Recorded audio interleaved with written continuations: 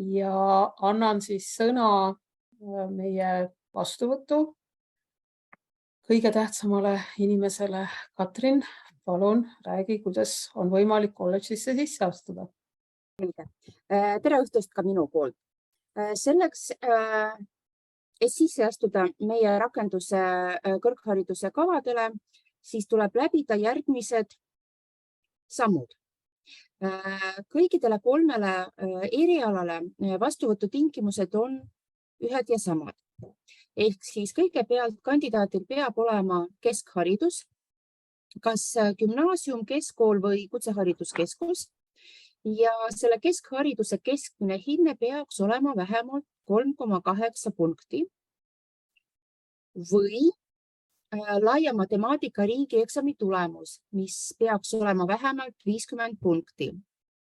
Täpsustan, et keskmine hinne või lai matemaatika tulemus, mitte ja.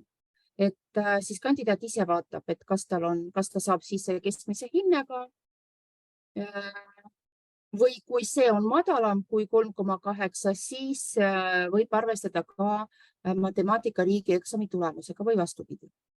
Nii, kui see tingimus on täidetud, siis kandidaat pääseb vestlusele, mis on teine vastuvõtu tingimus ja vestluse tuleks läbida vähemalt 5 punktile 10. Kui need 2 tingimust on täidetud, siis kandidaatile on garanteeritud riigieelarveline ehk tasuta õppekoht ja tal jääb ainult see koht kinnitada sisseastumise infosüsteemis SAIS. Selleks, et valmistuda vestluseks, meie kodulehel on iga eriala juures selline dokument, ma ei tea, kas tegelikult need on hindamiskriteeriumid, mina võib-olla veel nimetaksin selle nagu juhendi ehk siis abidokument, millega tuleb kandidaatil ette valmistuda vestluseks ja üldse siis saab ta aru, kuidas toimub vestlus, millised teemad või valdkonnad või küsimused seal käsitletakse ja sellega siis ette valmistuda, et oleks tulemuslikum vestlus.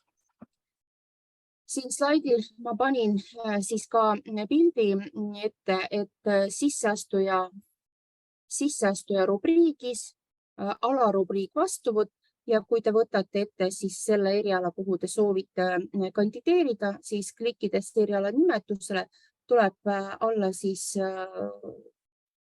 informatsioon ja tuleb siis valida selle vestluse tulemus vähemalt 5 punkti. See on interaktiivne link, kui te sinna klikite, siis avaneb dokument. Nii, et vastuvõtt on juba algas 1. märtsist.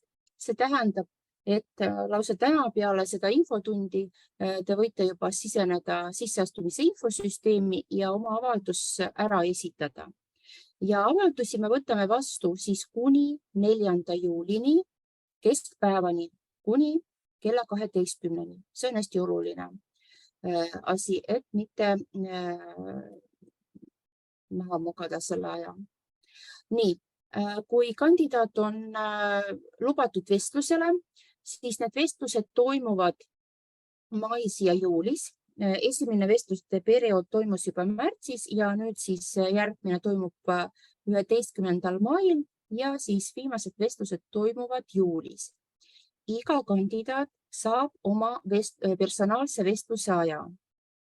Nii et siis see ka teile infoks. Nii, veel kord ütlen, et on võimalik juba praegu oma avaldus ära esitada. On võimalik juba praegu vestluseks ette valmistuda ja käia 11. mail ja tegelikult juba saada siis loodame, et positiivne tulemus, kinnitada oma õppekoht ehk siis garanteerida endale õppekoha ja rahulikult siis suvel ette valmistada õpinguteks, mis algavad sügisel. Nii, me ütlesime, et siis kuidas saab sisse astuda, millal saab sisse astuda ja ma näitan ka teile slaidi, kuidas näeb välja see sisseastumise infosüsteem ehk siis lühidalt sais.ee. Sisse logida saab ID-kaardiga või mobiil-ID-ga. Nii et kui tekib mingid mitte probleemi, vaid küsimused seoses avalduste esitamisega, siis võite alati julgelt võtta minuga ühendust, et ma siis juhatan ja aitan teid. Kui te hakkate valima konkursi, siis soovitus on selline, et valida Tallinna Tehnikaülikool, sellepärast et Virumaa kolledž on Tallinna Tehnikaülikooli kolledž. Ja selleks, et leida õiget konkurssi, siis kopeerige või võtke siis kodulehelt selle meie täpne eriala nimetus.